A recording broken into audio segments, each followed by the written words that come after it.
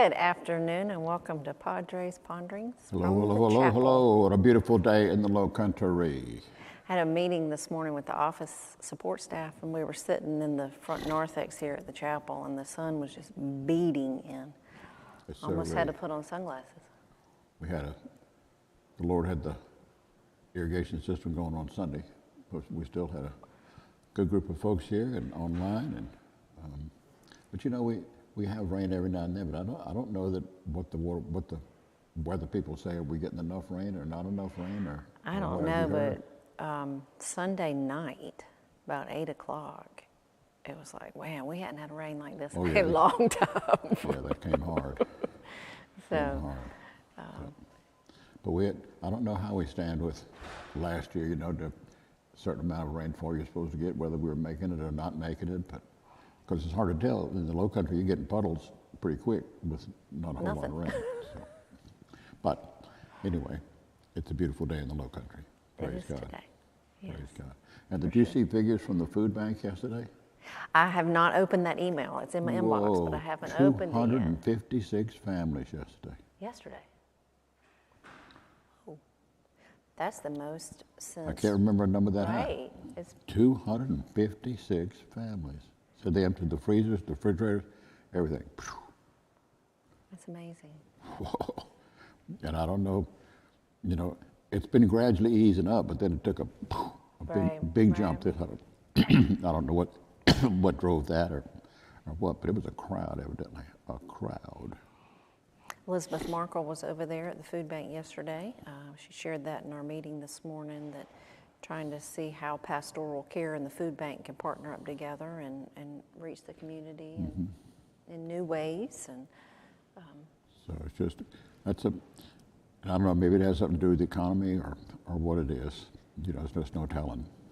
But thankful to everybody that brings their donations for that, and you know, that's how we make it happen. So praise God for that. And all the work that the teams do with second helpings and other sources of food and perishable items comes from second helpings. And they have a couple of trucks each Monday that come through there. So. Yeah, they're a huge partner for us. Very big. So what you got going on? You got a big weekend, huh?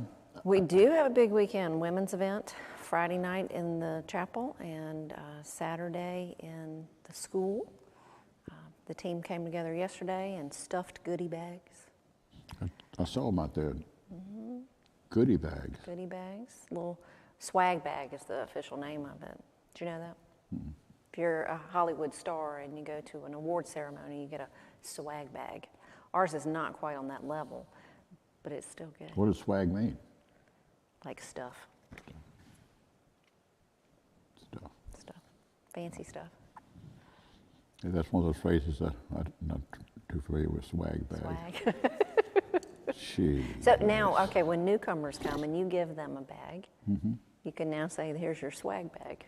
Oh. Can't quite see that rolling off your tongue, but so anyway, people Speaking of continue things I to didn't register. know the meaning of, do you happen to know where the phrase "born on the other side of the tracks" comes from? I do not. No, I didn't think you did. Is it not railroad tracks? Does it go even further back than that? It is railroad, okay. Comes from the days of Deadline. You know where that comes from? Both of those come from the days of Wyatt Earp. Oh, that's right. You got your new book. Dodge City. Dodge City. And the town was divided south and north by the railroad tracks that went through. Okay. On the south side, you could wear guns. There was all kind of stuff on there. On the north side, there were no guns. That's where the churches were. That's where the families lived, all that kind of stuff. See? Signs posted, deadline. Walk across that line carrying a gun, you're dead. Dead. Wow. There was no fooling around. There was no guns in the northern part, across the other side. And if you were born on the wrong side of the tracks, you were born over there where all the gambling and prostitution and everything else was going on over there. Civilized families were on the other side of the track. So You heard it here.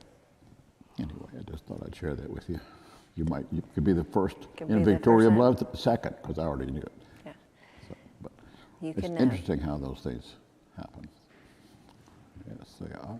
Did you know? This is in Tombstone now. This is another Tombstone. Arizona.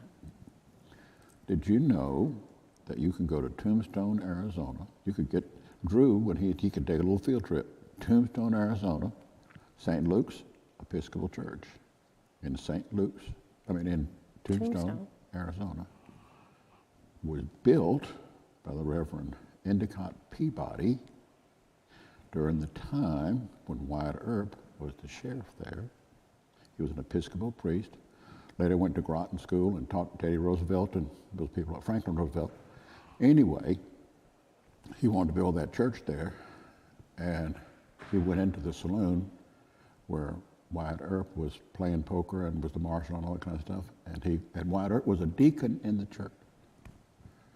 Wore his guns in church. Went in there and said he needed money to build a church, and that he should be the contributor, one of the first contributors to it.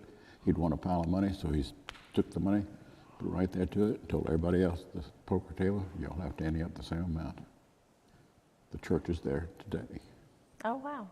Still there, about a block and a half from the OK Corral. So when we drove across country, Did you go to Tombstone? a regret.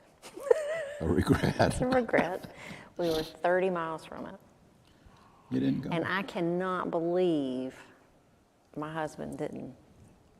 But after you've been driving for You just want 24 hours, you you're wanna just get to kind of where you're ready to going. be Yeah. where you want to go. So that is on our list. That if we ever have to drive out to California again, Well, there you we go. will stop in Tombstone. Said people walk by the historic tours when tourists come to the town and all. They walk by that on the way to the OK Corral, and they didn't even tell them about that side of the marshal's life.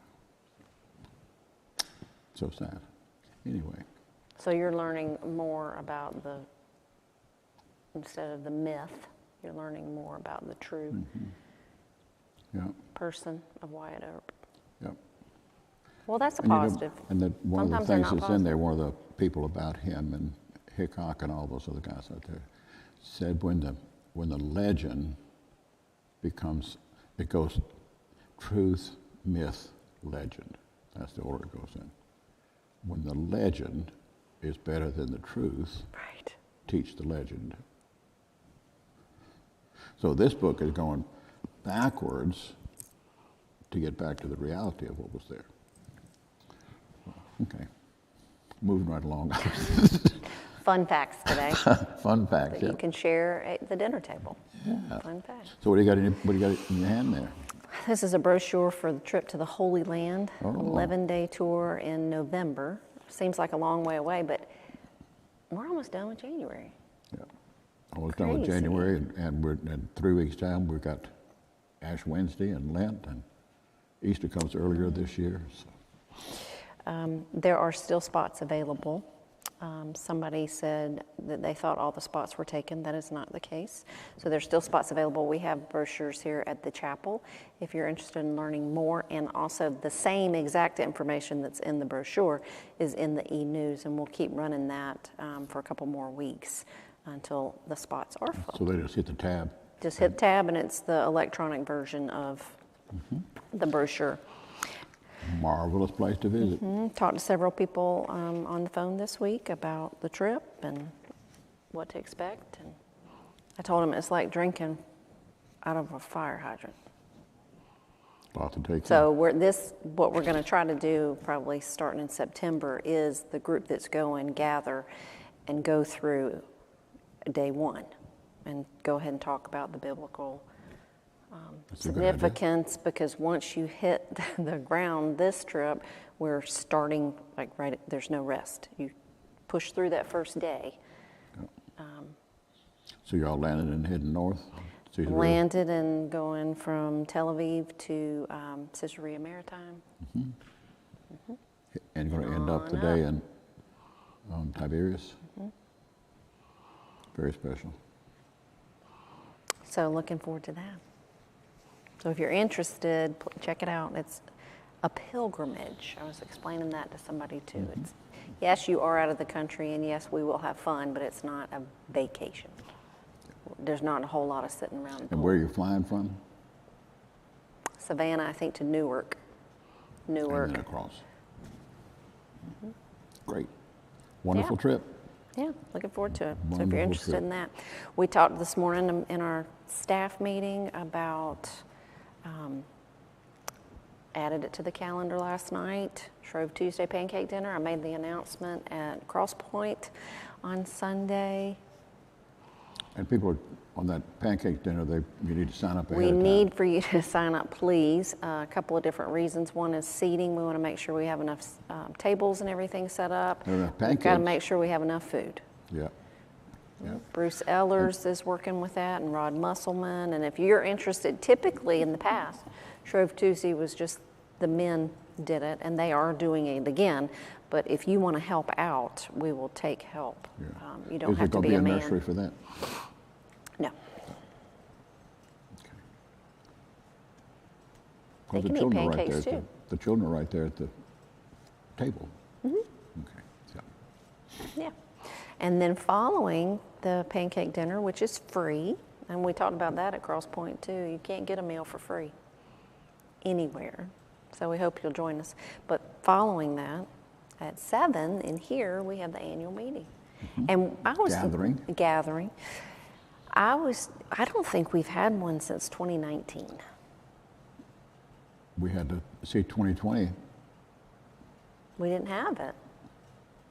because of the COVID stuff hit. We had convention. I think it was supposed to be right after we had convention, it and just- then everything everything got blown stopped. So away. it's been since 2019. So we did videos. So this will be the first in-person one that we've had in Yep. 4 years. That'd be good. That'd That's crazy. be real nice. Glad to do that. So what is the other little thing you had there? That's your, That was the women's event. okay. And who's singing? Is that the one that Barb Reedy's? Yes, we have Barb Reddy, who is on staff and faith formation teacher at Cross Schools. She and two of her friends, they have a group a musical group that used to travel around and sing at churches in the 90s. And they are reuniting. It's a reunion tour. She probably would say, no, stop. But they sound amazing, so I'm excited about that. You know, that used to be maybe it still is. They'd have gospel sings, and different gospel groups would come together and sing and raise money for churches, and then you had other people, like what you're talking about, that would travel around, because with little churches all around, they don't have choirs and stuff. They just travel around to sing. And she shared that when contemporary music first started easing into like Baptist churches and things, they would come in and sing and share that type of music with the congregation. And she said that every time there were people in the front row that were just Oh, yeah. like, no, but they ended We up. are not going down this right. trail. But everything was good. So I'm excited to hear her. She's a delight. Now, tell me again, it's Friday night. Friday but that's night. not supper, though. Is No, that when Friday night is 6:30 to about 8:30 in here. We'll have singing and worship, and the first session from our speaker coming from Atlanta, Jody Noland. And then on Saturday, we have the Grind coffee shop. We'll have baristas there to make coffee for us, and we have some pickup foods, and Deborah Watkins, who always watches Ponderings. It's where you can get a lot of your books from, Lee. So she is making her infamous, I'll call it infamous. Infamous. You know what she's making? I think you've had it. The almond bread? Yes, Oh, the yeah. almond cake. She gave your mom one of those special pans that you used to make them in? Yes, it's delicious. She is making that for our event. We have 145, 150 people coming. For this? That's wonderful. Yeah. So she's on the leadership team, so she's. I think your mom was making banana bread for that. No, don't say that. She's going to come through that screen and strangle you. No. No, she's not. No, Becky's not making banana bread. Okay. Although it is very good. No, she's not doing that. And then we'll have coffee, almond cake, and some How'd you fruit. get hooked up with the grind? Do we have some people that are involved with that? Well, we like coffee, and we like supporting local businesses. And they were at the owner was at Cross That Point. Addie Grace worked at the grind. Addie It was just one of the getting first employees, yeah. The owner of the grind was at service one day, and we just started talking. Great. And our newest employee, Rebecca Andrews, Becca, worked there before she came to work with us. That's what I was trying to think of. The barista. I learned that last week. Yes, she's a barista. She was a barista, So as opposed to a burrito, which is different. that is different. Neither one of those you partake in, but. No. And then we are having You know what we Moe's had for lunch. yesterday? A grilled pimento cheese and tomato sandwich. Oh, that's tasty. It's not ordinary, but it has a little bit of a spicy pimento cheese to it. And then slice some tomatoes, put in the middle in there, and toast it up. One of my other favorite locally owned restaurants, Downtown Deli. Our friends Leah and Ryan. When I was on the 10 o'clock service last week, whole family was up there in the balcony. Ryan and Leah. And They three have let me see if I get it right. I don't know what it's called, but it's a BLT. You can add on pimento cheese and fried green tomato. And fried green tomato. Fried green all tomato. On the sandwich? All on the sandwich. It is Whoa. ridiculously good. Whoa. Well, I thought you weren't eating any of that kind of stuff, Well, so you were trying to stay so slim and everything. That's a treat. Sometimes you just have to have a BLT. And then when you go and you look and you go, well, you could add on pimento cheese. Oh, well, let's try all of it. It's good. I love Downtown Deli. Long ago and far away, I would stop at the Bojangles. No, we don't have one. No, but this would be on the road between here and Charleston, going up there.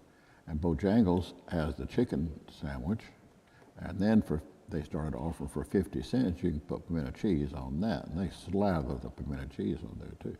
Pretty good, pretty good. But that too is another story from long ago and far away. From long ago and far away. Yeah. So what are you working on? I'm working on sermons. I'm up through February the 19th now. Try to get ahead on those sermons, because then I got to stop what I'm doing and work on the annual report, my part of it, get that done. And then you got to I always stay one or two ahead all the time, because you never know what's coming up. This is true. You never know. So I'm out there now.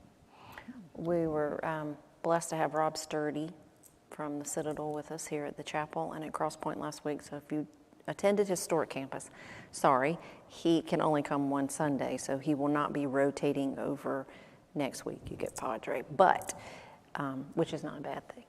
Well, thank you for throwing that in there. I didn't mean to insinuate that. But if you didn't hear his sermon, that is online, and you can go back and watch. But it was really nice of him to come and help to fill a slot while Nathan's gone. Mm-hmm. And we're already a month into that. Mm-hmm. And he'll be back in a month. So he'll be back before Lent starts. Yep. Talk about Jephthah, preaching on Jephthah this coming week. Nuggets Nuggets. from the story of Jephthah. Yeah, 5 of them in there. I like taking that and getting into those stories that are kind of out of the way. You don't read about them or anything like that. But one of the things I've discovered is when you study the Bible, those things that you think don't mean anything, that's where you find some real treasures. Because see, somebody had a choice to put that story in there or not. And they saw something in it long ago and far away. They saw something for us. Well, and the Holy Spirit wanted it there. And so there's a value to it that was seen originally, that over time we just kind of gloss over. It's like the genealogies. Yeah. You know, oftentimes when you're reading the genealogy, it's like yada, yada, yada, okay, let's get on. But when you look at the names and you start really examining what's there, it's amazing. Yeah. Absolutely amazing. You know, February 19th, just was working on a while ago, doing a sermon about names. And about the demon-possessed man that Jesus heals, runs the demons out of, and all that, and what are names about? And now people, you know, they go in books and find names and stuff, but that isn't the way it's been historically, in biblical times or in our time. And I'll use that idea of Charlie's birthday is coming up on March the 29th, be 18. Isn't that amazing? When he was baptized, the name given was Charles Edward Owens the Fifth. Why do you give somebody a fifth? You know, you don't see much of that anymore. Why is that kind of suffix in there? What's in people's minds when they're doing that? And, so anyway, I'll go unpack that a little bit then. What's your name? And what your name is how do you see yourself? But your name is given before you see yourself. How do other people hope to see you? And then that hooks you into when God was forming you, how did he hope to see you? For what purpose were you made? And the linkage of those three and biblical names tend to hook into what's God's purpose. What's your scripture for that? I mean, there's so many different ways you can go. From Mark's Gospel, Jesus heals the demoniac. Oh, the demon, you just said that. And I don't know if that's on the trip over there, but one of the times I was over there, they had, it's on the Jordanian side. Remember, Jesus is on the Galilee side. Been teaching all day in Capernaum. They get in the boat and they go across. He calms the storm and all that, and then they land in the land of the Gerasenes, Gentile people, raise pigs and all that. And the demoniac comes out, and so he deals with all of that. And that's the question. Is, you know, what's your name? That's the question Jesus asked him. And it's the question that the Lord asks all of us. How do you see yourself? How does that match up with how other people see you? But more importantly, do you see yourself as a child of God? Do you see yourself as someone created with a purpose? If so, are you in touch with that purpose and all that? Because how we see ourselves has a lot to do with our own sense of purpose in life. You know, you give up on yourself, you give up on your purpose in life, and there's a lot of that going around. So, you know, how you see yourself.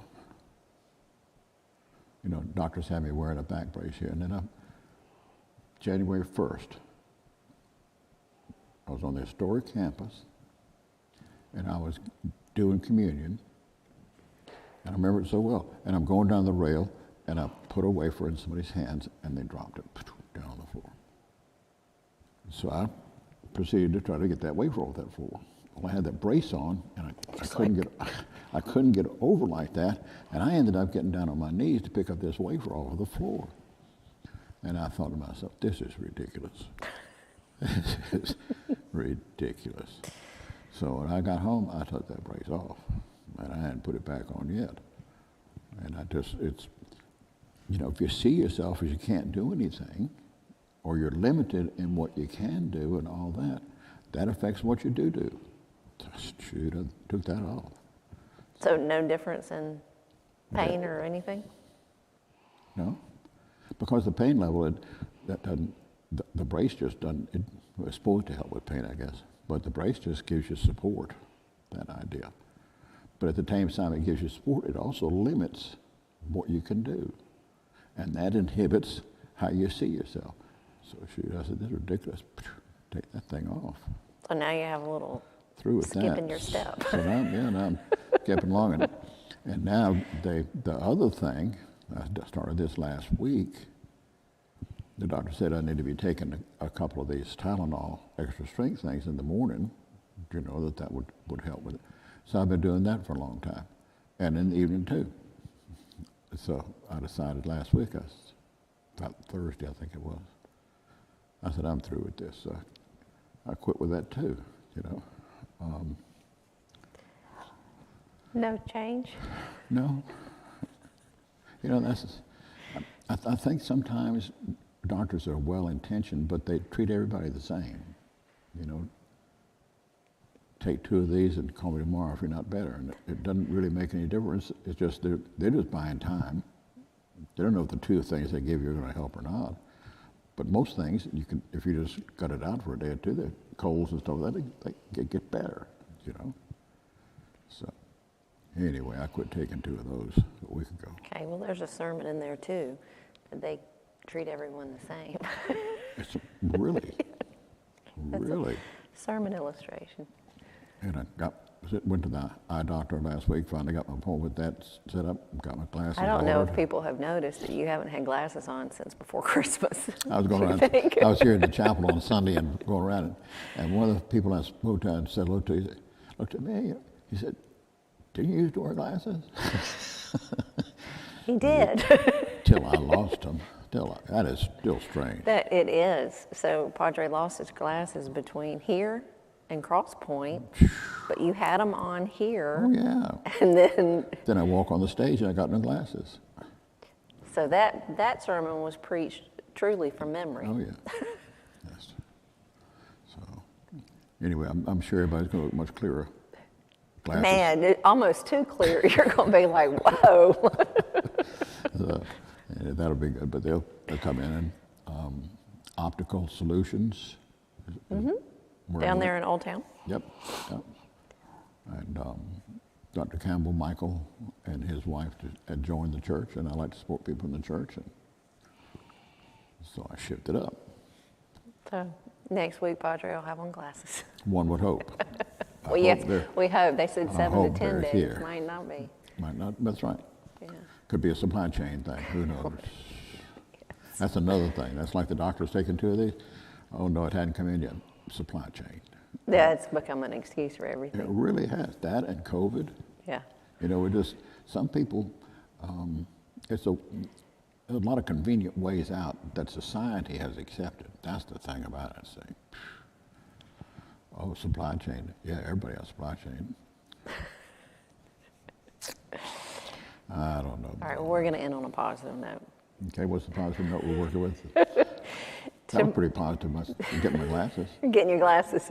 Pretty positive. Look forward to seeing y'all. Yeah, truly. Coming out of the fog. Truly. Father Tom's going to be in here doing his last of the Wednesday night teaching series in the chapel tomorrow at 7 p.m. Online too. Online too. Worldview and why it matters. And then Andy Nix is going to be leading a 3-week series on heroes and villains of the Bible. That's going to be on the historic campus, and dinner will be provided. So we need you to RSVP for that. You can do that through the e-news this week on Thursday. That's 3 Wednesday also nights. Also 3 Wednesday nights.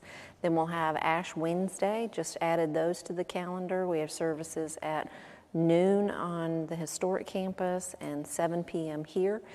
In the past, it's been offered to the parish to attend the Cross Schools Chapel, but guess what? It's too big. It's too big to include the parish. Parking is always an issue, so we would really prefer that the parish come to the noon service on the historic campus or the 7 p.m. at the chapel. At the 7 p.m. at the chapel will be streamed. It will be streamed. Yeah. You obviously won't be able to get ashes, but it will be streamed. But we'll stream it, yeah. Great. Yep, and then it's kicking off Lent. So a lot going on in the life of the church. I told them at Cross Point, that's part of my job is events and calendar. I could talk for you about 3 hours on all the stuff we've got going on. You can, and as you always say, you cannot do everything. but we give you a lot of opportunities to be able to serve and get connected. There's something almost every day of the week. So. And did you just start a new Friday Bible study? It's, I didn't really advertise this one, but it starts this Friday. We're doing Colossians. And that's a Zoom. That's Zoom. Yeah. Okay. All right, one last thought. Don't cross the deadline. Don't cross the deadline. Cross the deadline. Don't cross the That's deadline. interesting. I love that. It is fun to find out how things originated. You know, what the. And you know what they? It's nothing to do with journalism. No. He carried a special gun. Long gun, didn't he? A buntline special. It was a Colt 45 with a 12-inch barrel. 12-inch barrel. Wow. Special holster. And it also had a special stock that was made with it that carried on your saddlebags. A little stock that you hooked on the back end of it because the barrel was so long you could use it like a rifle. And they said nobody has found, there were a dozen of those made, nobody has found one in a long time. But if you could ever find one that you could attribute to Wyatt the Earp. Wyatt Earp having Can had you it, imagine? it would be worth over $1 million if you could find that pistola. Wow. So when you finish the book, are you going to go back and watch one of the greatest movies ever made? Well, I don't know, because they refer to these movies in here, and you know. That's such a good movie. That one. Tombstone? Oh, Yeah. so good. Huckleberry and all I'll that be kind your of stuff. Huckleberry. Yeah, that's so good. Val Kilmer. He did a great job with that role. Who was the other? Doc Holliday, Billy Bob Thornton was in it. The one that Gunfight at the OK Corral that was real good. That I remember was Burt Reynolds. No, not No, Burt Reynolds. Burt Lancaster. Yeah. Yeah, Burt Lancaster. No, Burt Reynolds. No. All right, on that. I have an appointment. There was a thing in there. You remember one of those Chevy Chase family vacation movies? They go to Tombstone. They're going through Tombstone, and there's a museum in there, and the little boy. I will have to go back and look The that little boy up. tells Really? the son. When they're who is going a out to Wally World. The son is a smart aleck kind of kid, and so Chevy Chase asked him what he thought about it, and he said that the character was playing Wyatt Earp in the thing. He said that was a cheesy person, and he had on sneakers. You know what Chevy Chase said? He said they all wore sneakers back then. Isn't that stupid? Anyway, that's a high point to quit. It's a high point. You watched We're that going movie? down. No, I didn't I was watch it. gonna They talk about it's in the this idea, book. the myth and the legend, that how people take these stories, and how often references are They made wore to sneakers. Tombstone and OK Corral and all, in literature and movies and stuff like that. So anyway. No, I wouldn't watch Chevy Chase movie. Jeez, I was going to that's say, I learn a crazy. lot about you through sermons, but. Ooh, okay. All right, okay. Well, on that note, go in peace to love and serve the Lord. Thanks be to God. Blessings to you. See you when I see you.